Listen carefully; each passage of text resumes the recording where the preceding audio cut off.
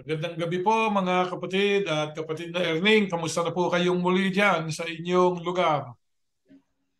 Mabuti naman, taglamig na rito, kaya dito ay doble-dobleng kumot at magastos na naman ang elektrisidad. Sabi nyo. Talagang ganyan ang ating panahon. Kaya kumusta sa mga kapatid natin at sa mga panauhin natin na nagtitiyaga na lagi nating kasama, nararagdagan ng bilang na nakikinig at sumusubaybay sa ating ginagawang pag-aaral na ito, kapatid na Jeriel. Opo, binabati natin yung mga sumasama na rin maging sa mga pagsamba natin na naunawa nila na ang magtatala po sa kanila, kapatid na Erning, ay si Yahuwah mismo eh. Dahil merong ibang mga nagtatanong bakit daw, paano daw maging miyembro sa kilusang ito. Ang pagiging miyembro po ay hindi kami ang nagdidesisyon. Kapag ka ating sinunod ang mga kalooban ng Diyos na nakasulat sa Biblia at tayo po ay kasama doon sa hinulaan, eh ang magre-rehistro po sa ating kapatid na Erning, walang iba kundi si Yahweh. Tama. Kasi ang nakakakilala lang sa tunay na tupa ay si Yahuwah at si Yahusha. Wala nang iba. Sabi nga ng Panginoong Yahusha, kilala ako ng mga tupa ko. Kilala ko ang sakin. O, kaya kami po ni kapatid na Erding, hindi ho namin nababasa ang damdamin at puso ng sinuman. Pero natutuwa po tayo kapatid na Erding sapagkat unti-unti yung mga dating curious lang, eh ngayon ay talagang kasama na natin. Salamat sa Diyos at nabubuksan ang kanilang mga pangunawa sa ating ginagawang paglalahad ng mga kalooban ng Diyos na noong tayo nandoon sa institusyon ay hindi ho natin nadidinig yung mga katotohanan iyon At na isa pa ating yung at itinuro sa atin, ang marami po doon ay itinutuwid ng Diyos ngayon. Na yan nga muli ang ating tatalakayin sa ating pagsamba po, kapatid na Erning, kung bakit mahalaga na nagtitipon tayo at sa pagtitipon na nag-aaral tayo at ano ang inaasahan ng Diyos sa pag tayo nag-aaral. bago tayo magpatuloy, tayo po muna ay mananalangin mga kapatid. Dakilang Ama, maraming salamat po sa pamamalagi na iyong habag sa amin. Mga pagkakataon na nanghihinang katawan namin, pero pag sumasapit ang ganitong sandali, na ang mga anak mo'y makikinig ng iyong mga aral at mayroon kang mga gagamiting mga abang mga kasangkapan, binibigay mo sa amin ang kailangan naming lakas, ang kailangan naming pananalig sa iyong magagawa. Salamat po.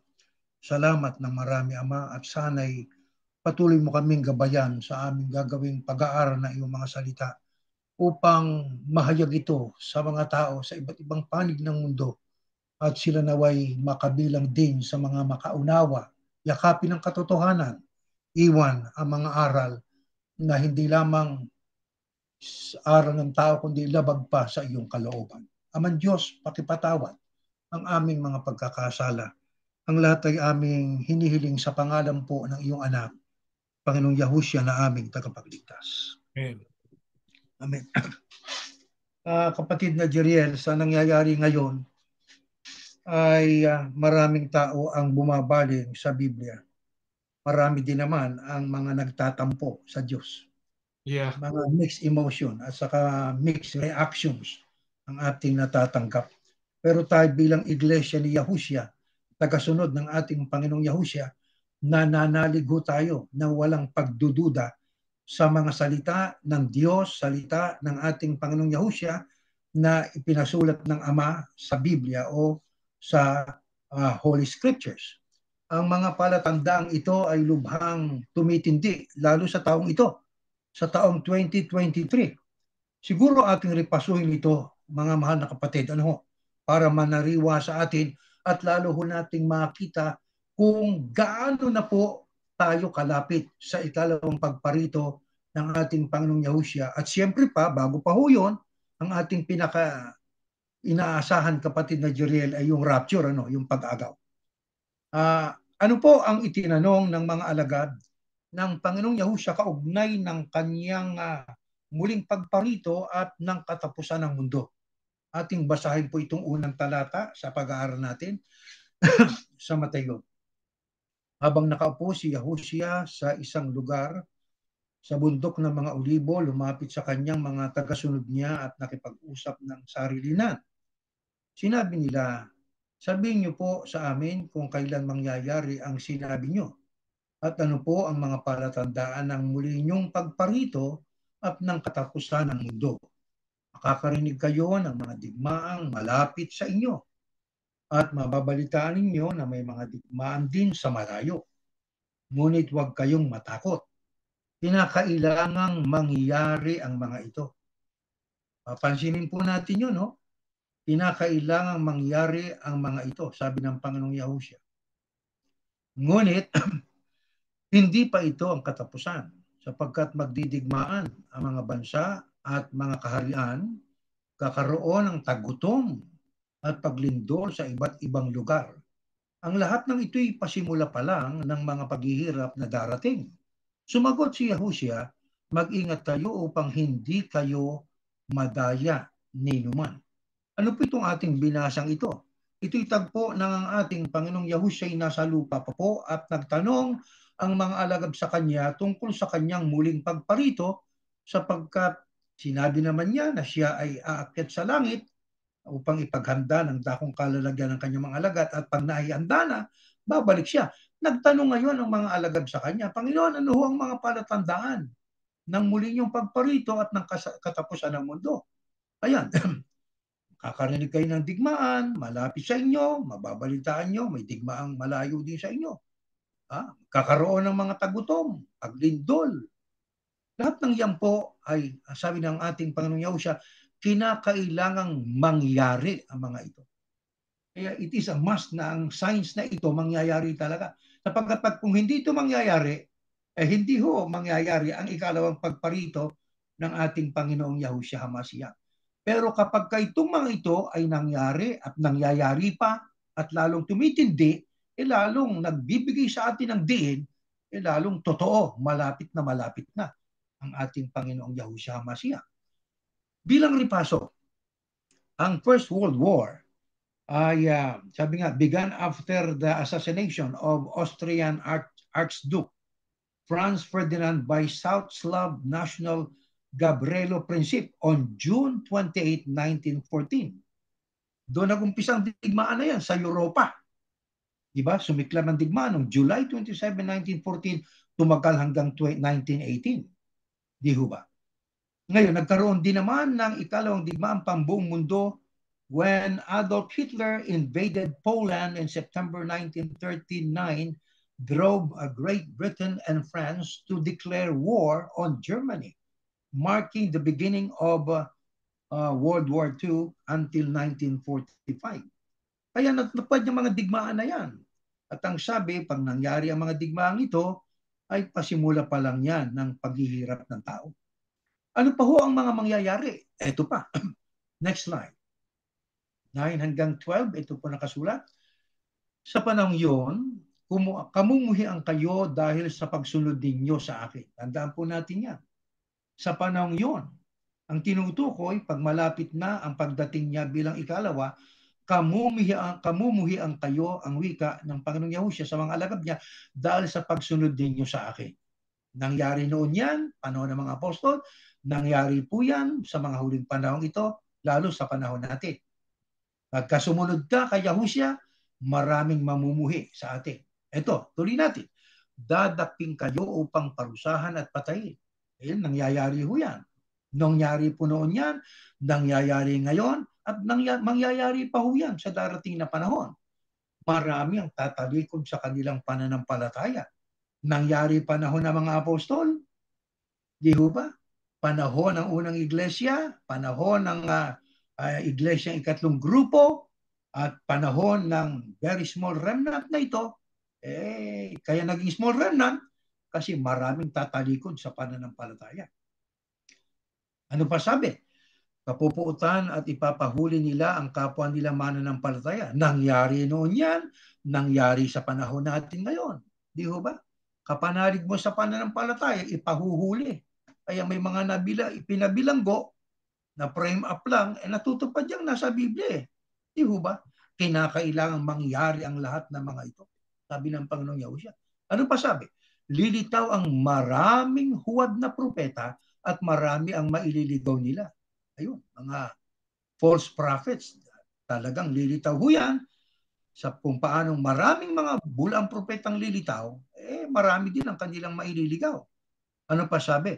Lalagganap ang kasamaan at dahil dito manlalamig ang pag-ibig ng maraming mananampalataya. Nagtupad po yan at natutupad hanggang sa panahon natin. Kung noon may Biblia sa courthouse, may 10 commandments na naka-inscript sa mga wall ng eskwelahan, pinaalis po yan. Lalaganap ang kasamaan, malalamig ang pag-ibig ng marami na mga mananampalataya sa Panginoon. Kaya ang tanong natin, itong pawakas na taong ito, itong taong kasalukuyan, 2023, ang sabi po dyan, ang isa sa palatandaan, tagutom. Ilang bansa ho ang nagdaranas ng matinding tagutom sa panahon natin ngayon? Ito po ay ating ni-research, ano po, mga kapatid? At ating mababasa rito sa ating ni-research na world's hungriest countries, ang mga bansa sa buong mundo na naghihirap dahil sa tagutom na malabis. Yan po ang bansang Afghanistan, Burkina Faso, bansa ng Haiti, yang Mali, isa pa rin yan. Yang Nigeria, naghihirap po yan. Somalia, sama po yan. South Sudan, kasama po yan sa mga nagdaranas ng matinding tagutom. Sudan, kasama din yan. Yang Yemen, kasama din po yan. At bali ba, ang pinaka-latest na mararagdag, siyempre kasama na po dyan yung Ukraine. Siyempre, ang ibinubunga ng digmaan, kapatid na Jeriel, ay nasisira ang mga infrastruktura, ang mga iba't ibang lugar na doon naghahanap buhay mga tao. Ito, mararagdag yung iba't ibang bansa yan. Ito, ang mga nakalinyang madadagdag sa listahan ng mga bansang naghihirap talaga bunga ng tagutom. Central African Republic, Democratic Republic of the Congo, mararagdag yan. Ethiopia, kasama yan. Guatemala, Honduras, yung Kenya, kasama din po yan. Lebanon, ayan, Malawi, hindi Marawi, Malawi, Myanmar, Pakistan, Syria. Yan ang mga bansang idadagdag sa listahan sa 2023 lang na mga bansang lalong nagdarahop dahil sa tagutom. Puntahan naman natin ang lindol. Mga kapatid, ito sa ating ni-research tungkol po dyan sa latest na mga lindol na ito. No? Significant earthquakes as of 2023. Ayan, no? Pag binilang nyo ito sa Chile, sa Livoka, Fiji, sa Jamaica, sa Alaska, sa California, sa Abas, Iran, Alaska, Afghanistan, Philippines, Taiwan, iba't iba pang lugar. Alam niyo ho, mga kapatid, binilang ko ito, 100 plus sa year 2023 lang. Yang mga tinatawag ng mga significant na mga paglindol na ayon sa Richter scale ay 6.3, 5, 4.3, 6.9, 6.7, iba't ibang antas o magnitude o lakas ng paglindol. Kaya sa isipin ninyo sa taong 2023 lang, ang dami hong nangyaring yan. Hindi lamang yan, pati ho yung mga tinatawag natin na mga disasters, yung mga floods. Hindi na kailangan pang basahin sa inyo yan. Sa 2023 ho, napakarami hong mga bansa na naging biktima ng flooding. Ano lamang ibig sabihin po niya? Ang lahat ng yan po ay nagpapatotoo na ang sinabi ng Panginoong Yahushua, palatandaan ng kanyang pagparito, ay patuloy po na tumitindi. Ang sabi, digmaan. Naganap yung First, Second World War. Pero alam ba ninyo, meron pong tayong tinatawag na 13 major wars na nagaganap ngayon. Ang pinaka-latest ngang nadagdag, yan pong sa Ukraine at yan pong sa Israel ngayon. 13 ho yan. Kasama na yung mga civil war. Kaya, ang panahon natin na nilalakaran, no, ay lalong nagtuturo sa atin na ang mga sinabi ng ating Panginoong Yahushua ay nagaganap. At lalo nga po na tumitindi. Isipin nyo sa taong 2023 lang, ang daming mga naghirap, binaha, ang lalakas na mga lindol, ang daming paglindol. Kung natupad at patuloy po na natutupad ang mga palatandang ito, ano ho ang kailangang gawin ng mga tapat na tagasunod ni Yahushua? Next slide po. Ipangaral sa buong mundo ang magandang balita tungkol sa paghahari ng Diyos upang malaman ito ng lahat ng tao at sa kadarating ang katapusan. Ngunit ang mananatiling tapat hanggang sa wakas ay maliligtas. Sapagkat nangyayari ho ang mga palatandaan ito. Ano ang tungkulin ng mga tagasunod ng ating Panginoong Yahushua? Ipangaral sa buong mundo ang magandang balita tungkol sa paghahari ng Diyos. Ano layunin? Upang malaman ito ng lahat ng tao. Pag nalaman na ito ng lahat ng tao, ibig sabihin, hindi na nagkulang ang Panginoon Diyos, mayroon siyang ginamit na mga abang kasangkapan para ipalaganap ang magandang balita sa kadarating ang katapusan. At ano-anong sabi naman doon sa mga lingkod niya, mga tagasunod niya, ang mananatiling tapat hanggang sa wakas ay maliligtas. Kaya sa panig ng mga tapat, tunay na tagasunod ng ating Panginoong Yahushua, maging tapat tayo. Manatili ho tayong tapat. Lalo tayong magpakatapat sa panahong ito. Di ho ba? Pangaral ng Ebanghelyo. Anong kasunod niyan? Next slide. Itong kasunod niyan. Nagsalita si Propeta Daniel tungkol sa kasuklam-suklam na darating na magiging dahilan ng pag-iwan sa templo. Kayong mga bumabasa, unawain ninyo itong mabuti.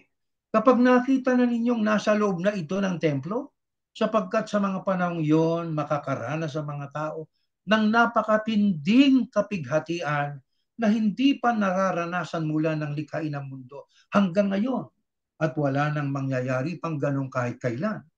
Kung hindi paiikliin ng Diyos ang panahong yon, walang matitirang buhay. Ngunit alang-alang sa kanyang mga pinili, paiikliin niya ang panahong yun. Ang kasunod po na mangyayari ay yung panahon ng napakatinding kapighatian. Alam naman natin, bago mangyari ho yan, mauuna ang rapture, pag-agaw sa mga tapat na tagasunod ng ating Panginoong Yahushua HaMashiach. Di po ba?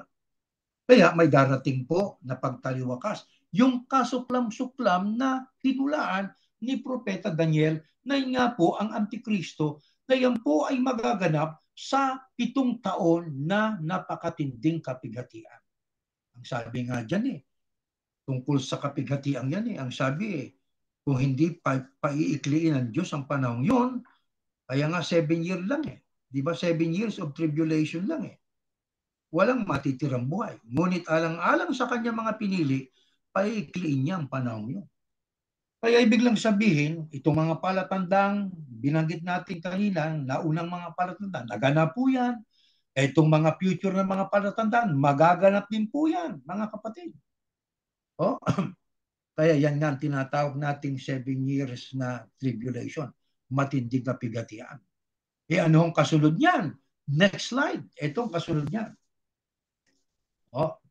Tandaan natin, bago yung matinding kapighatian, rapture muna. Ito. Sapagkat ako na anak ng tao ay babalik. Ito na yung second coming na tulad ng kidlat. Hindi ito yung rapture, ito yung second coming na magta-touchdown ang paa ng ating Panginoong Yahushua sa bundok ng mga olibo sa Israel. Sapagkat ako na anak ng tao ay babalik na tulad ng kidlat na nagliliwanag mula sa silangan hanggang sa kanluran na makikita ng lahat. Paano ho natin makikita ito? Kaya may telebisyon, di ba? Kaya makikita talaga ng mga tao sa buong mundo ang pagbaba, unti-unting pagbaba ng ating Panginoong Yahusyang nakasakay siya sa maputing kabayo, kasama ang mga kasandaluhang mga anghel, at kasama yung mga raptured saints. Oh, sabi diyan, may kasabihan na kung saan may bangkay, doon nag-uumpo ka ng mga buitre. Pagkatapos ng mga araw na yon, ng matinding kahirapan, magdidilim ang araw, hindi na magliliwanag ang buwan, at mahuhulog ang mga bituin mula sa langit. Ang mga bagay sa kalawakan ay mayayanig at mawawala sa kanilang landas. Pagkatapos makikita sa langit ang tanda ng aking pagbabalik. Yan na nga, ang second coming ng ating Panginoong Yahushua. Maghihinagpis ang lahat ng tao sa mundo dahil dito. Bakit? Sino yung maghihinagpis? Hindi yung mga taong ayaw maniwala sa second coming. Di ho ba? Ano pa? At makikita nila ako na anak ng tao na dumarating na mula sa ulap na taglay ang kapangyarihan at kaluwalhatian. Sa malakas na tunog ng trumpeta ay ipapadala ko ang aking mga anghel sa lahat ng lugar sa mundo upang tipunin ang aking mga pinili. Yan na nga ang pagtitipon, katulad ng pagtitipon ng pastor sa mga tupat kambing. Di ho ba? Kaya yan ang kasunod na mangyayari. Kaya ang nangyari sa Israel noon at sa ngayon, may kinalaman kaya yon sa second coming ng ating Panginoong Yahushua HaMashiach? Mga kapatid? Erning, Okay. bago natin ituloy, yan ang paniniwala natin noon eh. Diyan tayo haharap, diyan tayo maliligtas, na sinasabi natin, tayo yung tupa, tayo yung ibibilang na tupa, at yung mga hindi iglesia daw ni Kristo, yung tayo noon eh. Yung daw mga kambing. Ngayon, kung diyan tayo haharap at idideklaran tupa, kapatid na Erning, dahil hindi pala tayo kasamang bumaba ni Yahushua, no? Hindi kasama. Oo. Dahil hindi ka pala nakasama doon sa unang pagkabuhay. Kaya yung paniniwala natin noon, at tayo yung mga iglesia pa ni Kristo noon, ano, binabago ng Diyos. Sapagkat nonsense eh. Kasama tayo sa unang pagkabuhay, haharap tayo sa paghuhukom, tayo yung tupa. Eh sino yung kasama ng Panginoong Yahusyang bababa para magsagawa ng paghuhukom? Tayo No? rin daw. O eh sino naman yung idedeklarang tupa? Eh di ba nakasama ka na nga doon sa langit? Magulo eh. Magulo. Kumbaga sana Magulo. magulo yung doktrinang itinuro. Kaya itinutuwid ngayon ng Diyos. Dahil ito na Tama yung po. nagpatuloy eh. Sabi nga Yeah. nagpatuloy yung linya ng pasugo eh. Yung pasugo na yan, mula noong 1914, pagdating ng 2009, talagang 316 pagtalikod eh ang nangyari. Totoo yun. Nagsimula na rin yung 316 pagtalikod. Nagkaroon lang ng, sabi nga, pumutok at umalingaw-ngaw sa buong mundo noong 2015. Ayan. Yeah. Bali, ilang taon na ngayon ang nakakaraan, ano? Kaya, ano mahalaga ang ating ginagawang pag-aaral sapagkat naliliwanagan nating mabuti ang sinasabi ng banal na kasulatan. Kaya, ang Tama. mangyayari, ayon diyan bababa ang Panginoong Yahushua, tutungtong ang paa niya sa lupa. Sabi nga, magsasagawa siya ng paghuhukom. Tama. Ngayon, ano ho ang hula ng Biblia na ito'y ating pag-aaral at alamin kung nangyari at mangyayari pa? Next slide po. Pakibasa, kapatid na Julian. Titipunin ko sila mula sa iba't ibang bansa at dadalhin sa sarili nilang lupain.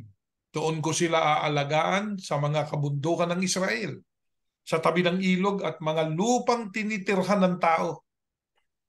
Ayun, yan ay sinabi ng Panginoon Diyos magitan po ng propetang Ezekiel.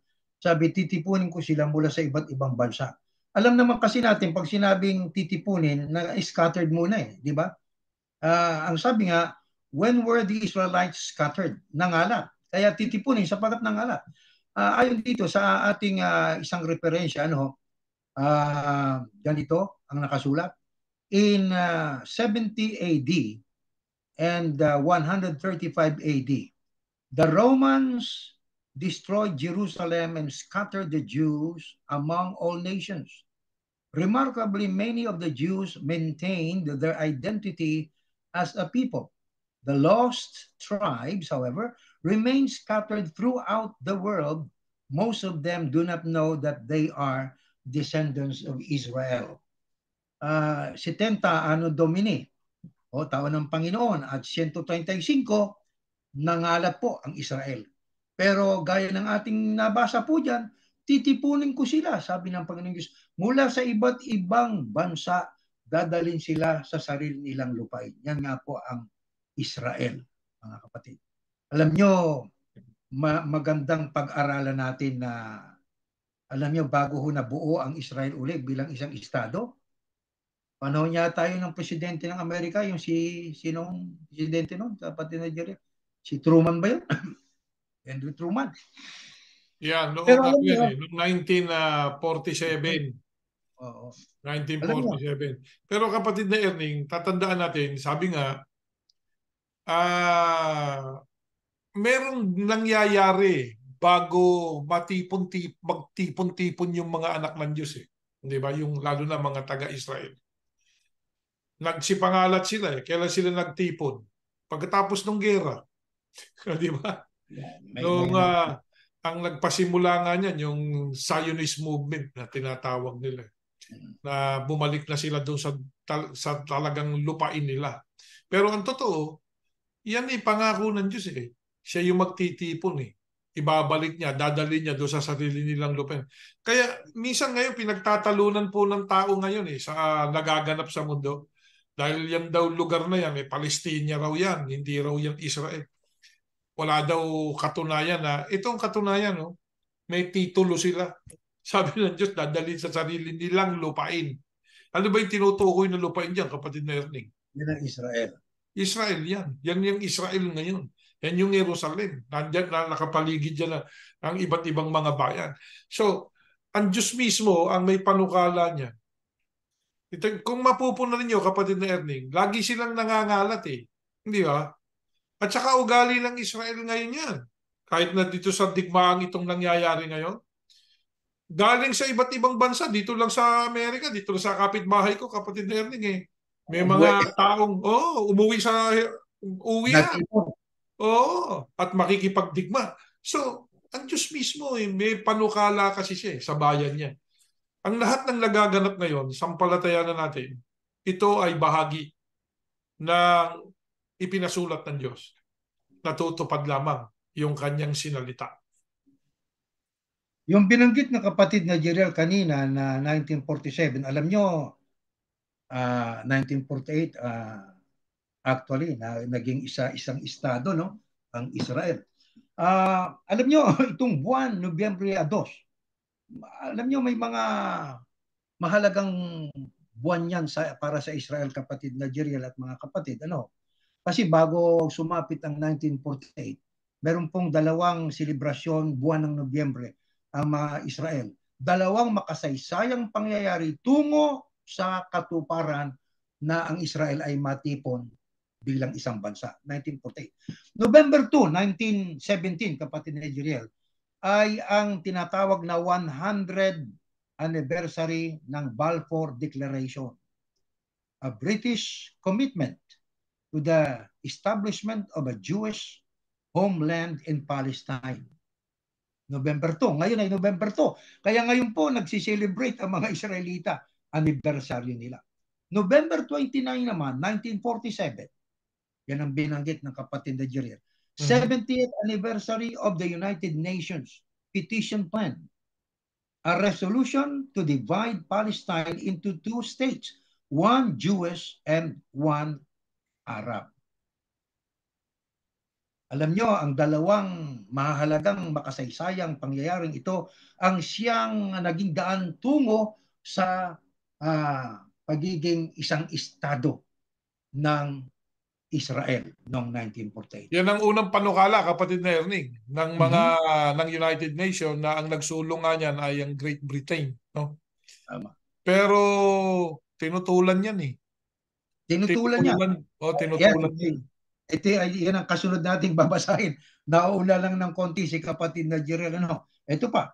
Ano pa ho ang kaugnay ng mga hula tungkol po sa pagtitipon na yan na gagawin ng Panginoon Diyos? Tandaan natin ang pagtitipon nangyari na noon. Nangalat ang Israel noon, tinipon, nangalat, tinipon. Ngayon, bago mag-1948, ayun, tinipon uli. Gawa ng digmaan. Ito, pakinggan po natin. Next slide. Sa Deuteronomy, kaawaan kayo ng Panginoon ni Yahuwah na inyong Diyos at titipunin mula sa lahat ng bansa kung saan ipinabihag niya kayo. At pagkatapos ay muling magiging mabuti ang kalagayan ninyo. Natatandaan ko tuloy nung mabihag ang Israel ng Babylonia. Di ba? At saka ng Assyria. Nabihag uli sila sa Holocaust Di ba? Sa Holocaust ulit, yeah. Ang sabi, pagkatapos ng pagkabihag, muling magiging mabuti ang kalagayan ninyo. Totoo ang ano mo. O tuloy natin ang 49:22. Itong sinabi ng Panginoon Diyos, sisinyasan ko ang mga bansa at ibabalik nila sa iyo ang iyong mga mamamayan, kausap ay Israel, na parang mga sanggol na kanilang kinalinga. Sisinyasan ko ang mga bansa at ibabalik nila. Kaya pinahihintulutan ng iba't ibang bansa kung saan nandoon ang mga wandering Jews noon para bumalik sa Israel. Alam naman natin ng Israel bago doon nangyari itong digmaang ito, kapatid na Jeril, nagkakaroon ng dibisyon sa gobyerno at mga tao. Pero naging united sila gawa ng digmaan Di ba? Kaya ang digmaan ay nagre-resulta ng pagtitipong muli ng mga Israelita sa kanilang bayan. Ito pa ho ang isa sa mga hula na masasabi nating natupad at natutupad din ngayon. Next slide, 62:20. Ito po. At dadalhin nilang pauwi mula sa mga bansa ang lahat ng mga kababayan ninyo na nakasakay sa mga kabayo, sa mga mola, sa mga kamelyo, sa mga karwahe, sa mga kariton. Dadalhin nila sila sa banal kong bundok sa Jerusalem bilang handog sa akin, katulad ng ginagawa ng mga Israelita na naghahandog sa akin sa templo ng mga handog na pagkain na nakalagay sa mga malinis na lalagyan. Ayun, dadalhin nilang pauwi mula sa mga bansa. Kasi ang mga Israelita ay nag-wander ho yan, nangalat po yan sa iba't ibang panig ng mundo. Diba? Alam nyo, nang wakasan, gaya ng binanggit ng kapatid na Jirel, nang wakasan ang mandato ng Britanya noong Mayo 14, 1948, ang Israel po naging isang bansa sa loob ng isang araw. Yan, kapatid na Erning, ay pinag-usapan sa United Nations. Merong resolution na nangyari. Isishare ko po, kapatid na Erning, yung kaugnayan naman natin diyan sa nagaganap sa Israel. Kasi ang hula po, kapatid na Erning, magkakaduktong yan Oy, totoo yun. Magkakaduktong yan. Tandaan natin, may hulaan Diyos. Mayroon ding hulaan Diyos doon sa iglesyang lilitaw sa mga wakas ng lupa. Alam natin yung mga wakas ng lupa, yan ay panahon na may gera. Yun ang unang digmaan pa sa libutan. At ang paglitaw niyan ng iglesia, yung mga tagasunod ni Yahusha, doon sa mga pulo ng dagat na ang sasambahin, ayon sa hula, kapatid na Erning, alam na natin, ay ang Diyos ng Israel. Ngayon, paano naging magkakaduktong kaya yan? Meron kayang isang link na talagang yung sumasamba sa silangan, sa mga pulo ng dagat, sa Diyos ng Israel? Nagkaroon ba talaga ng link sa kasaysayan? Mag-share po ako. Okay. Dahil pinag-uusapan natin yung I will share something, pinag-uusapan natin yung pagtatatag ng bansang Israel So ito ang maaari nating i-share sa inyo. Ayan, siguro nakikita na ninyo ngayon. Ayan, nakikita nyo po ba? Sa inyong screen? Yes. Ayan, Yeah. Ano po nakasulat dyan? Ayan. Yeah. The Philippines voted in favor of UN or United Nations Resolution 181 recommending the partition of Palestine and the establishment of a Jewish state in 1947. Ayan. The Philippines was among the 33 countries who supported the establishment of Israel and the only Asian country who voted for the resolution. Tayo lang. Pilipinas lang ang bumoto dyan sa Asian country, ha? Oh. Bakit? Ang sinasamba ng taga-Pilipinas, kapatid na Erling, kaninong Diyos ang sinasamba natin? Diyos ng Israel ang ating Diyos ng sinasamba. Israel.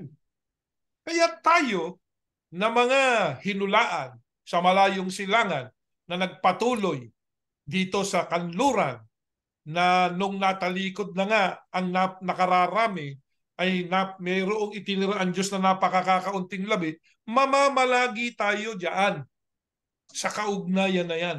No? Bakit? Sabi nga, nung mga nakaraang pag-aaral, kapatid na Ernie, ang Israel naman, sa kanilang national anthem, sinasabi nila, Alpate Misra. Nakatingin sila doon sa silangan o sa malayong silangan, naroon, nakatingin sila sa Sion, na naroon ang pag-asa nila ng 2,000 taon. Isipin mo yun. Magkakaduktong yan mga kapatid, mga nakikinig. Ano po? Hindi lamang ang Israel ibabalik ng Diyos doon, kundi meron ding mga susuporta dyan. Yung iba't ibang mga bansa na pinanggalingan ng Israel, doon sila nanggaling. Yung mga Israelita, yung mga Hudyo, galing sa iba't ibang bansa. Ang Diyos mismo nagsabi nun. Pero para magkaroon ng estado ang Israel, hindi po pwedeng basta nila magkaroon ng estado, kapatid na Erning. Tama. Yeah. Dahil meron pong naitatag na United Nation. Kailangan sumunod doon sa batas na yun ng United Nation. Kaya nagkaroon ng Resolution 181 na inirekomenda yung binabanggit natin kanina, partisyon, ang Palestine at saka yung Jewish State of Israel. Magkakaroon ng partisyon. Binibigyan dyan ng pabor, kapatid na Erning, sa kasaysayan ay yung Palestine. Sapagkat ang Israel, ayon sa ating binasa kanina, yan ang lupa nila ayon sa Diyos. Pero ang resolusyon na yan, nagbibigay para doon sa Palestina. Pabor sa kanila. Pabor. Sige, tumira na rin ganyan, hatiin natin. So, batas. Diba? Pero ang pinaglalabanan nila ngayon, agawan din ng teritoryo. Ang totoo dyan, kapatid na Erning, sa totoo lang, hindi naman lupa pinag-aawayan dyan Kumbaga sa ang pinag-aawayan dyan, yung isa, gusto niyang lipulin yung isa. Yung isa naman, ayaw pumayag na magpalipol siya. Sino yung gustong lipulin ng Israel? Yung nga, meron nga sila nung slogan Ano yung slogan nila? From the river to the sea, Palestine will be free. Yun ang sinasabi nila. Di ba? Ano ibig sabihin nun? Ano ba yung nando sa River Jordan? From River Jordan to the Mediterranean Sea, buong Israel yung kapatid na Erning. O hindi parang wawasakin yung Israel. Kaya papayag ba yung Israel? Hindi. Kaya hindi lang po yan agawan ng lupa. Sapagkat ang lupang yan, una, sumasampalataya tayo, bigay ng Diyos sa Israel yan. Ngayon, pumapayag na rin nga ang Diyos. Isipin mo, pinayagan na ng Diyos yung pero ayaw pumayag yung mga Palestinian. Ang totoo dyan, kapatid na Erning, noong akupahin na, nung ideklara na yung state ng Israel, maraming tumutol dyan. Hindi lang yun. Isang araw lang yata, ginera na sila baba. Totoo yun. Ang totoo ay bago natin mayroon muna tayong babasahin isang talata pa na ang resolution 1947 Pero halos may hulang natupad din sa next slide natin, ito nakasulat halos isang araw lang naging bansa ang Israel Ayan sa 66:8 ganito nakasulat. Next slide po. Ay pakibasa kapatid na Jerian. Who has heard of such a thing? Who has seen such things? Can a land be born in one day? Or can a nation be brought forth in a moment? As soon as Zion was in labor, she also brought forth her sons. Nakasulat. Natupad yung hula na yan Ang Israel ay, can a land be born in one day? Napakaikling panahon lang, naging estado yung gawa ng Naging estado. resolution na yun ng United Sapagkat Nations. kasama sa hula eh. Okay? Yun. At Ang diba? hula, para alam ng ating mga kaibigan, tagapakinig, ng mga kapatid natin kay Yahusha, no? Ang hula, yan ay script ng Diyos eh. Sa magaganap. Pero nagpapaulit-ulit yan kasi history repeats itself eh. So, pag naging kasaysayan na yung hula, natupad na, mauulit-uli yun. Pero sa ganun ding tema ang magaganap doon sa hula na yon. Pamamalagi rin yung kung ano nangyari nung una, mangyayari din uli sa iba't ibang panahon. O ito, yung sinasabi dyan, sa hula ni Isaias, sino anya narinig na ba ninyo itong bagay na to? Meron ba kayo nakikita ganitong bagay? Sabi niya, can a land be born in one day? Or can a country be born in one day? Or can a Yeah. nation be brought forth in a moment? In a moment. Hindi lang one day. Moment. Diba? Pero kapatid na Jeriel, nang ideklara ang Israel na estado noong 1948, ano ho ang nangyari noong naging independyente na, isang estado na ang Israel? Aba, nagkaroon po ng dahil ang sabi ng kapatid ni Jeriel, nagkaroon ng Arab-Israel War, 1948 to 1949. Yeah. Tumutol ang 5 bansang Arabo. Ano yan? Egypt, Iraq, Jordan, Lebanon at Syria. Nilusob nilang Israel, pero nanalo pa rin ang Israel. Hindi lang yan. Nasundan pa noong 1956, kapatid na Jeriel. Egypt emerged victorious in this war. Yeah. Hindi natamang Israel ang kalayaan para kanilang magamit ang Suez Canal. Na yan ang tawag dati yan ay Canal of Pharaoh. Kaya nagkaroon ng digmaan din. Arabo din, Ehipto versus sa Israel, 1956. Ano ho nangyari noong 1967? Ayun. Noong 1967, nangyari po yun ng Six-Day War, kapatid na Jeriel. Diba? Na ang Israel ang siyang nagtagumpay laban sa tatlong puwersa ng iba't ibang bansa ng Ehipto, na dati palang Ehipto, hindi naman talagang Ehipto. Tinawag yan sa modern times natin na the United Arab Republic o UAR. Kasama yung katunguluhan ng Jordan at Syria noong 1967. Yan ang tinatawag nating the Six-Day War. Nagtagumpay din ang Israel dyan na kung saan, kapatid na Jeriel at mga kapatid, na-capture nila ang West Bank, yung East Jerusalem, Gaza Strip, the Golden Heights, at saka yung Sinai Peninsula. Alam niyo, kapatid Erling, kung bakit nagaganap yan, yung binanggit nyo kanina, 1948 to 1949, kinera sila. Sino nagwagi doon? Israel Israel. Noong 1967, yung Six-Day War, di mo ba? Israel din.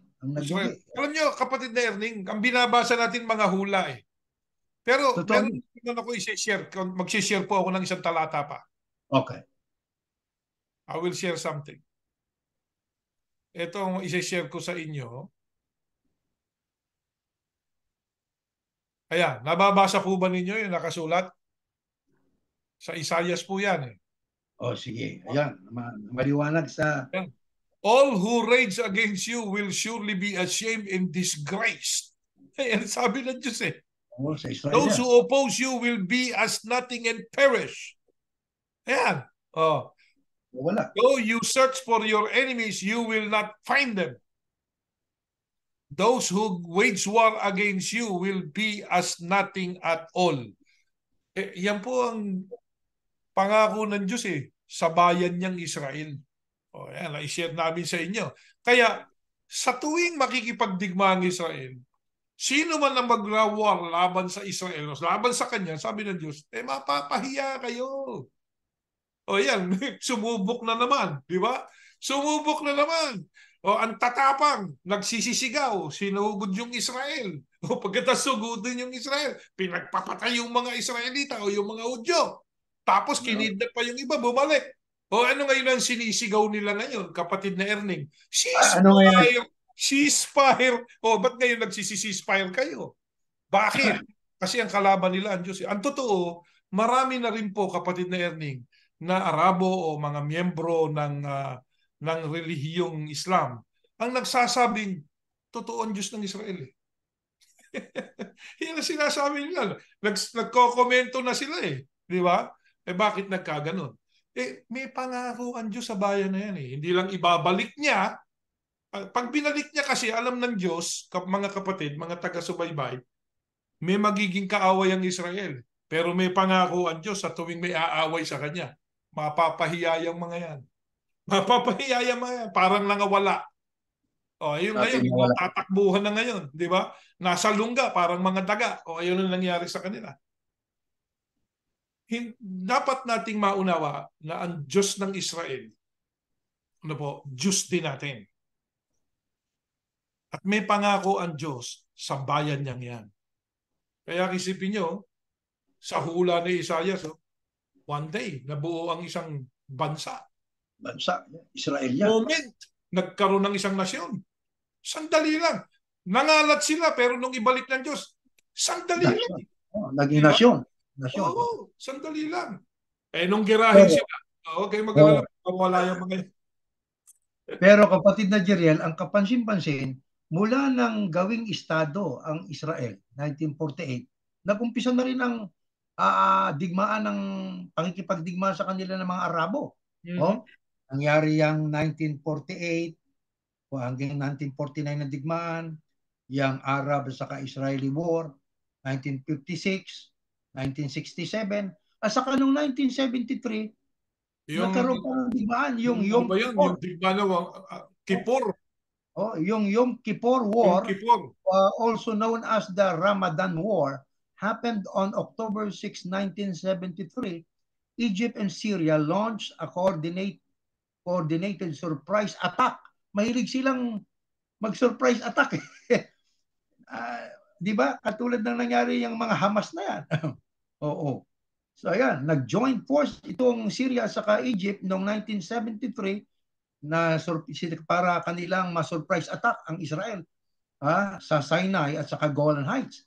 Pero nanalo ang Israel pa rin, lalo nang tulungan sila, una ang Diyos, at saka nang supplyan sila ng Amerika ng mga... Alam niyo, kapatid na nangyayari na yan, no? Na ilang beses na tinatangka na ang bayang Israel burahin. Yan lang ang panalangin ni David nung natatandaan niyo yung panalangin ni David. Gusto nilang mawala ang Israel sa balat ng lupa. Malimutan na ang Israel. Wag po kayong hindi tutulong sa amin. Yan ang sinasabi ni David. Yun ang panalangin ni David sa Diyos na gapiin mo sila. Yun ang kanyang panalangin. Yung mga, noong pa yan panahon pa ni David yan. Mayroon pang Masada. Isipin mo, panahon ng Roma. Ayan, pagkatapos ni David, may Masada. Yung nangyari doon sa Masada, doon sa bundok ng Masada. Talagang gustong inahilate ang Israel. Gustong burahin ng maraming bansa sa balat ng lupa. Ang isa na nga dyan, ang Roma. Yung Roman Empire. Yung Roman Empire. Lalo na nga yung kanilang si Adrian na kanilang emperador, no? Talagang pinalalayas yung Hudyo doon sa bansang Israel. Nung pinalayas na sila doon, pinalitan pati pangalan. Hindi na Israel yan, yung Judea. Hindi na Israel yan. Palestina na yan. Ayun, doon nagsimula yung pangalang Palestina. Nagsimula yung pangalang Palestina. Hindi Palestinian, Palestina na ipinangalan ng mga Romano doon sa lugar na yon. Pagkatapos, marami na nag-squat kung sino-sino na tumira doon. Ayan. Pero yung mga Hudyo nangawala, pero merong natira na konting mga taga-Huda. Yan ang nangyari noon. Nagsipangalat na sila. Nung nangalat na, ano ba pangako ng Diyos? At titipunin ko ulit bayan ko. Ibabalik ko kayo doon sa dati niyong lupain. Yun ang pangako niya. Tinupad ba ng Diyos? Opo. Pagkatapos ng digmaan, yung Second World War na yan. Ano ginawa ni Hitler? Inahilate ang mga Hudyo. Isipin mo, 6 million Jew, more than 6 million Jew ang pinatay. Yeah. Ginagas chamber, bata, matanda, lalaki, babae, bata. Isipin mo yan. Yung mga tao ngayon parang, oh, hindi naman anya totoo yan. Kasi nga, kung ano-ano na pumapasok sa utak ng tao. Sila man mismo, mga gusto rin nilang mawala ang Israel. Hanggang ngayon, maraming Totoo tao yan. gustong mawala yan. Pero hindi tayo kasama doon. Bakit? Sapagkat ang Diyos nila, Diyos Diyos natin. natin. Nung nag-aral tayo nung nakaraang ating Bible study, tayo po yung mga ligaw na sanga ng ulibo na ipinalit sa kanila dahil yung ang Israel, tinanggihan nila si Yahusha eh. Totoo Yan man yun. yung Diyos. Pero sabi ng Biblia, sa ating pag-aaral, mahal pa rin ng Diyos yan. Oh No? yeah, hindi At ang sinumpa. Diyos nila, hindi sinumpa ng Diyos yan. Pinidisiplina ng Diyos, pero hindi sinumpa ng Diyos. Kaya tayo, ang Diyos natin, yung Diyos nila. Ayan. Kaya, napakahalagang maalaman natin. Minsan kasi tinatanong tayo kapag na-earning saan daw tayo nakapanig? Ba nakapanig tayo sa kung saan nandun ang Diyos? Oh, siyempre, doon tayo. Kung saan nandun ang Diyos? Tama po yun, mga kapatid. Ngayon, kapatid na Jeriel, pagkatapos po ng Yom Kippur War o Ramadan War, Mhm. 1973, abay nasundan pa. 1982, nagkaroon ng First Lebanon War. Mhm. Kalaban nila Israel. Nagtagumpay din ng Israel, siyempre. At nasundan pa ng 2006, Second Lebanon War. At nasundan pa, ito yung latest. Ito, Ayan. noong October 7, Ayan. 2023. Marami pa yan. Marami pa yan. Hindi pa kasi bumababa yung hari ng Israel eh. Okay? Tama. Pag Ngayon, kaugnay po bumaba ng niyang hari, ating pinag-aaralan na yan, ano po ang ipinagpauna pa ng ating Panginoong Yahushua maging ng Diyos sa magitan po ng Ezekiel? Ito, next slide po. Itong mangyayari pa sa Israel. Kapag nakita ninyong napapaligiran na ng mga sundalo ang Jerusalem, malalaman ninyong malapit na itong mawasak. Mhm. Kaya ang mga nasa Judea ay dapat nang tumakas papunta sa kabundukan at ang mga nasa Jerusalem ay kailangang umalis agad. At ang mga nasa bukid naman ay wag nang bumalik pa sa Jerusalem sapagkat panahon na yon ang ng pagpaparusa upang matupad ang nakasaad sa kasulatan. O yan, darating ang panahon, ang sabi, pag nakita ninyong napapaligiran na ng mga sundalo ang Jerusalem, kailan mangyayari kaya ito? Hindi naman nangyayari ngayon yan eh. Di ba? Hindi pa. O, Hindi pa. hindi pa. Hindi Ito, pa. Actually, natupad po yan, kapatid na Erning, no? One time sa panahon na pero hindi mga sundalo nandun na yung mga sundalo ng Romano kaya hindi yan yung ano talagang sila ay pinalayas doon eh. 'Di ba? Giniba nga yung templo nila no? yeah, yun ang mga Giniba yung Romano. templo nila. Pero ito'y pahayag na magaganap. Oo, in Eh, the near future, magaganap po yan. oo, Ngayon, ito ho, kaugnay po niyan, ito ho, ang sabi sa Ezekiel, pakibasa ka pa niyan ni Juliet. eto. Pakinggan niyo. Next slide. Sinabi sa akin ni Yahuwah, anak ng tao, humarap ka sa lupain ng Magog at magsalita ka laban kay Gog na pinuno ng Meshek at Tubal. Teka muna ha. Lagi nating napapakinggan yung Magog at Gog at Magog no?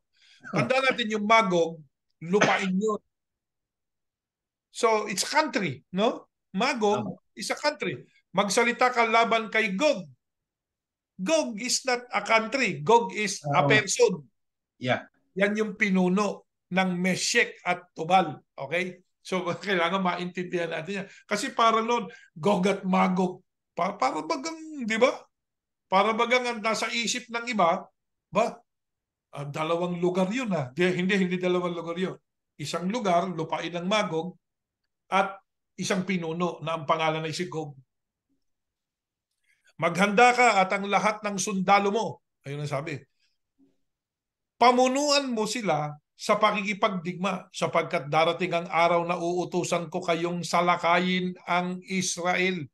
Teka muna ha. Sino mag-uutos dito kapatid na Erning? Na salakayin ng Israel. Sapagkat darating araw, uutusan ko kayong salakay ng Israel. Sino Sabi ang niya, sasalakay? ang sasalakay dyan ay ang mga kalaban, ay ang si Gog, sa pangulo ni Yung Gog. mga sundalo ni Gog. Di ba? Kung naiintindihan natin yan, yung mga sundalo ni Gog, Siya pinuno ng Meshek at Tubal, ang bilin sa kanya, maganda ka. At ang lahat ng sundalo mo. Pamunuan mo sila sa pakikipagdigma. So, itong si Gog, mamumuno sa pakikipagdigma. Bakit? Sapagkat darating ang araw. Yun ang sabi ng Panginoon dito eh. Darating ang araw na uutusan ko kayong salakayin ang Israel. Tandaan natin yan ha. Yang magaganap na yan. Na sa mahabang panahon ay naging mapanglaw dahil nawasak sa digmaan. Pero muli itong itinayo at nakabalik na ang mga mamamayan nito mula sa mga bansa at namumuhay na ng payapa. Tandaan natin, nakabalik na sa panahon ito. Yeah. Itong hulang ito, nung sinasabi, nakabalik na yung Israel. Saan? Doon sa kanilang lupain. Di ba? Na itayo, sabi, pero muli itong itinayo at nakabalik na ang mga mamamayan nito, yan ang mga Hudyo, mula sa mga bansa na namumuhay na ng payapa ngayon. Namumuhay sila ng payapa. Ikaw at ang mga sundalo mo at ang sundalo ng mga kasama mong bansa, hindi naman pala isa si Gog eh. Meron pa siyang mga kasama. Hindi ba? Mga kasama mong bansa ay sasalakay sa Israel na parang bagyo. Naku po. At paliligiran ninyo ito na parang pinaligiran ng ulap. Yun, binasa natin kanina sa Lucas. Paliligiran. Oh. Yes, pag nakita nito ang wika. Next slide pa. Ito pa, kapatid na natin. Next slide. Ngunit, Gog, sa araw na yon ay ito ang mangyayari sa iyo. O, teka, hindi sinasabi ito sa kanya. Kapag sinalakay mo na ang Israel, labis akong magagalit. Isipin mo yan, ha? Ako ang Panginoon Diyos ang nagsasabi nito. At sa tindi ng galit ko, isinusumpa kong yayanigin ko ng malakas na lindol ang lupain ng Israel. Ang lahat ng tao at lahat ng hayop na lumalakad, lumilipad, gumagapang at nasa tubig ay manginginig sa takot sa akin. Guguho ang mga bundok at burol. Isipin mo lakas ng lindol na yan. Yeah. Ang kalimitang gumuguho lang, kapatid na yan, kapag lumilindol, building eh. Yeah. Pero ito, iba to. This time, bundok ang guguho at mga burol. At mawawasak ang mga pader. O yan, may babagsak pa rin pader. At ikaw, Gog, ay ipapapatay ko roon sa aking mga bundok. Sipin mo yan, ha? At ang mga sundalo mo ay magpapatayan. Ako, Panginoong Diyos, ang nagsasabi nito. Parurusahan kita at ang mga sundalo mo. Tandaan natin yan, ha? Ang Diyos din nag-utos, palulusob ko sa iyo, ang Israel. Pero ang Diyos din ang gagawa ng paraan para lipulin yung lulusob. Nakita mo ba, kapatid na Erning, ang pagmamahal ng Diyos sa bayan niya? Israel, yeah. Gusto niya sumukin ng Israel. Gusto niyang makita ng Israel ang ipinagagawa ng Diyos sa mga nakapaligid sa kanila. Pero sinabi na rin ng Diyos, yung sasalakay sa inyo, tandaan mo to, Gog. Gog, tandaan mo to, yung sabi ng Diyos. Pag nagawa mo na yan, pag nasalakay mo na ang Israel, magagalit ako ng husto. Labis ako magagalit. Ako ang Panginoon, ang Diyos, nagsasabi nito. At sa tindi ng galit ko, isinusumpa kong yayanigin ko ng malakas na lindol ang lupay ng Israel. Alam nyo, lupay ng Israel, yayanigin ng malakas na lindol. Pero tingnan nyo yung nakasulat. Maliwanag, ha? Na maliwanag. Ang lahat ng tao at lahat ng hayop na lumalakad, lumilipad, gumagapang nasa tubig, manginginig sa takot sa akin. Guguho ang mga bundok at burol. Mawawasak ang mga pader. Yan ang sabi ng Diyos. At ikaw, Gog, tignan nyo, ha? Ay ipapapatay ko roon sa aking mga bundok. O sino matatabunan ng bundok? Si Gog, kasama yung sundalo niya. Kasama yung sundalo niya. At ang mga sundalo mo ay magpapatayan. Isipin mo, yung mga sundalo ni Gog mismo, kapatid. Ako, Panginoon ng Diyos, ang nagsasabi nito, parurusahan kita. At ang mga sundalo mo, pati ang mga bansang kasama mo, pati yung mga sumaling bansa, dami niyan, nakapaikot nga eh. Yeah. Ha? Parurusahan ko kayo sa pamamagitan ng salot at magpapatayan kayo sa isa't isa. Isipin mo yan, kapatid Erning, ha? Hindi na kailangan lumaban ng Israel sa panahong ito eh. Diba? Diyos niya, bahala. Yeah. Pauulanan ko kayo ng yelo parang bato. Naku. Hail. Isipin mo, Hail. yelo, parang bato, tamaan ka sa ulo nun. Nako, di ba? At nang nangniningas na supre, sa ganitong paraan ipakikita ko ang aking kapangyarihan. Ayun ang gusto ng Diyos. Yun. Na makita ng lahat. At kabanalan sa lahat ng bansa at malalaman nila na ako si Yahuwah. Kaya itong nangyayari ngayon sa Israel, kapatid na Jeriel, sa tanggapit hindi ng tao, ito'y lalong nagpapatindi sa katotohanan ng ating Panginoong Yahushua malapit na dumating bilang Exactly. ikalawa. Pero tandaan natin, bago po dumating yan, ay mauuna muna ang 7-year tribulation, yung Yes. matinding na pigatian. Kaya most likely yan nga ay mangyayari, itong mga binasa ng kapatid na Jeriel, yan sa 7-year tribulation na yan. Paliligiran nila ang Jerusalem. Ito, Until ang hindi na natin ito, sa ating pananampalataya, kapatid na Erling, sa mga nakikinig, sa mga kapatid namin kay Yahushua, hindi natin mararanasan ito. Sapagkat bago dumating ang mga bagay na ito, ano po, tayo po ay ni-rapture na. Ayan. Yan ang ating pananampalataya. Sapagkat yung mga kay Yahushua, yung mga nanatili, yung napakakaunting labi, yung nanatili doon sa pasugo na inilagay ng Diyos mula noong 1914 hanggang ngayon, 2023. Ha? Yan ang nagpatuloy. Ang nagpatuloy na lang kasi ngayon, kapatid na Erning, yung napakakaunting labi. Na ang pangako rin ng Diyos doon sa napakakaunting labi na yon, pakakauntiin pa ba o pararamihin din? Pararamihin din ng Diyos. Oo, pararamihin din. Kaya unti-unti po tayong dumadami. Pero at this moment, ang lahat ng sumasama sa atin, sa kilusang ito, naintindihan yung doktrina. Yan ang kaibahan kaysa noon. Eh nung tayo magkakasama, ay, dami nga natin. Tanungin mo yung katabi mo, Brad, paliwanag mo nga to. Ay, hindi ko po alam yan eh. O hindi ba nakinig ka sa pagsamba? Nalimutan ko na po. Ganun ang mga, ganun tayo noon eh. Yung mga iglesia ni Cristo, turuan mo ngayon. Sabi nga, sa isang iglap, nalimutan na. Pero ang iglesia ni Yahushua ngayon, hindi. Alam nila yung nakasulat. Alam nila yung doktrina. Alam nila ang mangyayari. Alam nila ang magaganap. Alam natin, kapatid na Erning. Bakit? Yun nga, sa atin pong gagawing pag-aaral, sa Sabado, sa pagsamba at sa Linggo, tatalakayin natin yan. Yung mga bagay na yan. Kaya napakaganda po nitong ginagawa nating pag-aaral, kapatid na Erning. Yung plano ng Diyos, makikita mo na oo, may masasaktan. Totoo may masasaktan. May mga mamatay. Eh sa paningin ng tao, bakit kanya mamamatay? Brother, mga kapatid, ang kamatayan, bahagi lang ng buhay. Pag namatay ang tao, so what? Nagsimula tayong wala, mawawala rin tayong wala. Di ba ganon? Oh, sino nagbigay ng buhay? Adi ang Diyos. Sino ang bumawi? Ang Diyos din. Sino uli ang magbibigay? Ang Diyos pa rin. Kaya yung kamatayan, hindi na pinag-uusapan yan eh. Bahagi po yan ng buhay na ibinigay ng Diyos. Sabi nga, may simula, may wakas. Kaya tayo, sumasampalataya na ang ikinamamatay ng tao, yung time na ibinigay sa kanya ng Diyos. Pero bakit, sabi nga bakit kailangan malusog pa rin tayo, mag-iingat ang ating katawan?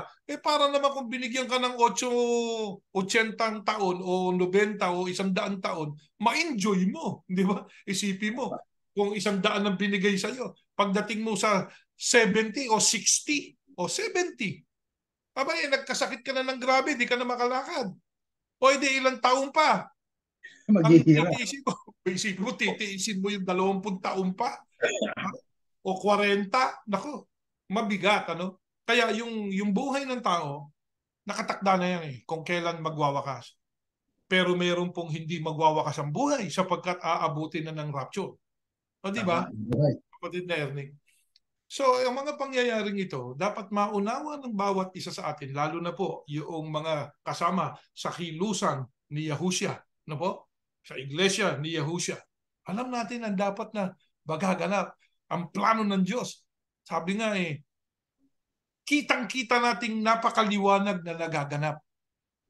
Dati pwedeng man, hanggang gano'n, puro big kapatid na Erning. Kumbaga sa ano, oh yeah, meron tayong alam, pero hindi po kapatid na tawag doon, hindi vivid yung pagkakaalam natin. Yung Hindi maliwanag. detalyado. Oo, meron ka pang meron ka pang tanong di ba? Yeah. Oh. Pero ngayon, sabi nga, ganun pala, may sequence pala. Ang una pala ay yung mga kasaysayan na yan, mangyayari yan, yung mga pangako ng Diyos sa bayan niya sa Israel, o pagkatapos may rapture, tapos ng rapture, meron palang magaganap pa sa Israel pero hindi na natin makikita. Hindi na. Hindi na natin makikita to. Bakit? Wala na tayo sa lupa Ano pa po kasunod, kapatid na Ernie, pagkatapos niya? Pagkatapos po ng 7-year tribulation, ang pagbaba ng Panginoong Yahusya susugod para tulungan ng Israel. Napapaligiran na ng lahat ng bansa. Napapaligiran na. Ito na nga. The only hope ay ang Panginoong Yahusya kasama ang kasagduluhang mga anghel at mga raptured saints. Ayan. Alam niyo, kapatid na Ernie, napakaganda niyang sinasabi ng Biblia na yan sapagkat ang magre-rescue po, merong kinalaman sa Israel Yun ang hari ng Israel. Hari ng mga Hudyo. At yun din, ayon sa ating pananampalataya, ang magiging hari ng mga hari o niyang si Gog. Pero si Gog, mamamatay na dyan di ba? Mamamatay na si Gog dyan. Yung iba pang mga bansa, na kung meron pa silang mga pinuno, paghaharian na sila ng hari ng mga Hudyo. Kaya nga dyan, ang nakasulat, sa ganitong paraan, ipakikita ko ang aking kapangyarihan. Sa paraang ito, pinakikita ng Diyos ni Yahuwah ang kapangyarihan niya at kabanalan sa lahat ng bansa. Isipin mo, kapangyarihan, may mga mamamatay, may mga paglindol, may gerang magaganap, mga sundalo nila magpapatayan. Ang sabi ng Diyos, kapangyarihan ko yun. Ipakikita ko yung kapangyarihan ko. Pero ipakikita ko rin yung kabanalan sa lahat ng mga bansa at malalaman nila na ako si Yahuwah. Yan ang last resort ng Diyos kung mababasa natin, kapatid na Ernie. At this point, ito yung ating analogy, yung ating gagamitin natin yung ating pong tinatawag na common sense. Last resort na ng Diyos ito, kapatid na Ernie. Ang titigas kasi ng ulo ng tao Totoo yun. Di po ba? Kaya yung sinasabi doon sa kabila na ang Diyos pala maraming chances na ibinibigay sa tao, marami.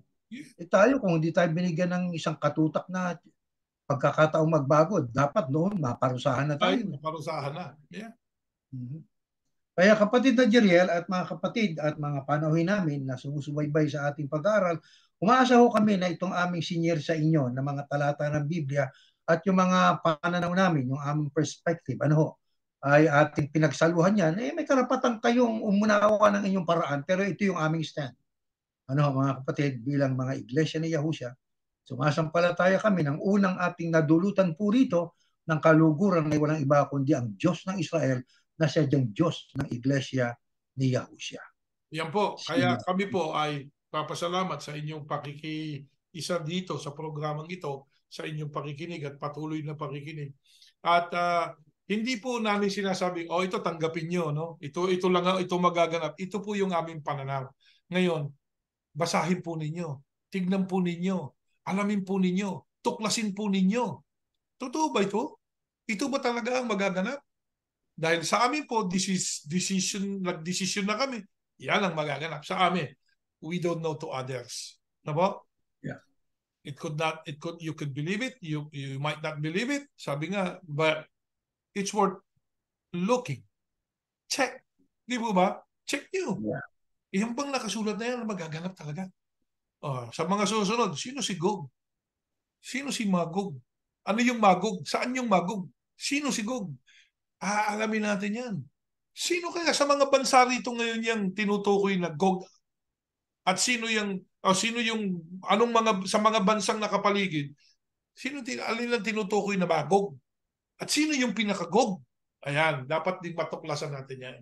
Hindi po ba kapatid? Actually, na-touch up na natin yan ng mga nakaraan Pero nating gusto mga nating Gusto nating i-refresh. i-refresh sa kanila uli yan, lalo na po yung mga bagong nakikinig lang Tama. sa programang ito, tingnan ninyo. Ano po? Yeah. Mayroon po tayong na-share dati sa kanila na yan ay ang bandang north mula sa Israel. Yes. Yan ang Russia, yang lupain ng Magog, no? North yan ng Yes. Israel. At saka Actually, pag yung dinire-diretso mo from Israel, pinakita pa natin yung mapa eh. Diretso totoo yun. Moscow. Diba? Saka yung Menche, ang kanina tawag doon, yung Menche. But let's go back to that verse. Let's go back to that verse. Ezekiel 38, the first verses, please. Can we go back to the verse, that verse that we read before this? Yeah, kasi binabanggit doon si Gog and Magog, ano? Yeah. Tapos ay siya din ang maghari doon sa Menche. hindi, hindi ko sigurado pero Nasaan ba yun? Can we go back? gusto lang nating mabanggit natin yung tama. Meshek. Meshek. At Tubal. Yan pong Meshek, yan po ang modern Moscow ngayon. Yeah, At yan po ang Moscow. yung Tubax. Kaya most likely hindi natin tinutukoy, pero batay sa mga ibinibigay po na mga termino dyan sa ating binasa, ay tumutukoy po yan sa mga komunistang bansa. At kasama rin dyan ang manggagaling sa East, sa lupain ng Sinem, na kung naalaala ninyo, may mga kasundalahang pinag-aralan dyan. Yan ang China. China. Meron siyang, sabi nga, yun, 2 million ba o 200,000? Ano yun? Milyones, mga 200 million. Na sundalo, di ba? And the only country today that can afford to have more than 2 million soldiers. Yeah. Sila lang, China lang. Kaya napakarami na po natin ginawang pag-aaral eh. Yeah. Pag-aaralan natin uli, re-refresh natin po yan. Bueno, kapatid na Jirel at mga kapatid, hanggang dyan na po muna tayo mananalangin. Sige po. Ama naming Yahuwah, maraming salamat po sa mga aral na napakinggan namin sa gabing ito. Tulungan mo po sanang lubos pa naming maunawaan ang iyong mga panukala at plano para sa iyong bayang Israel. Ama, alam naming hindi mo pababayaan ang iyong bayan sapagkat nakipagtipan ka sa kanilang mga ninuno na si Abraham. Ama, salamat po ng marami kahit papano'y kasama kami sa mga sanga na idinuktong mo sa puno ng ulibo. Tulungan mo po kami maging karapat-dapat at makita pa namin ang magagagawin mo para sa iyong bansa, para sa iyong bayan na yan ang bayang Israel. Amen. Ama, sinabi mo rin na ang sino mang magmamahal sa bayang Israel ay pagpapalain mo. Sino man ang magagalit at hindi magmamahal sa kanya, kundi susumpain ng Israel, isusumpa mo rin. Ama, tulungan mo po na ang aming puso't damdamin laging nakalagak sa mga salita mo.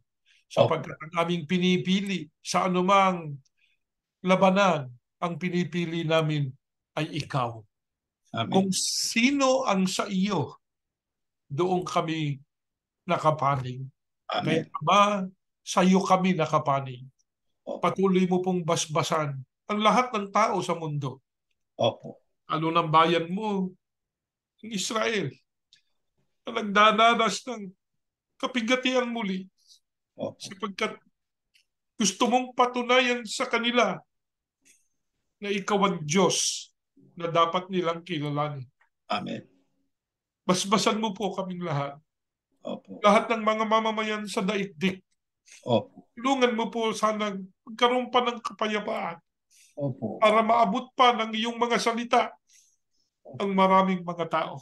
Amen. Bahala ka na po sa amin. Bahala ka na po, Ama, sa aming mga sambahayan. Opo. Ano man ang maganap sa mundo ngayon? Opo. Nakalagak na ang aming mga sarili sa iyo. Amen. Masampalataya kami. Dininig mo ng aming panalangin. Pinagpala mo na kami ang lahat ng mga taga-subaybay sa programang ito. Tulungan mo pong maunawa pa namin lubos ang iyong mga panukala at kalooban.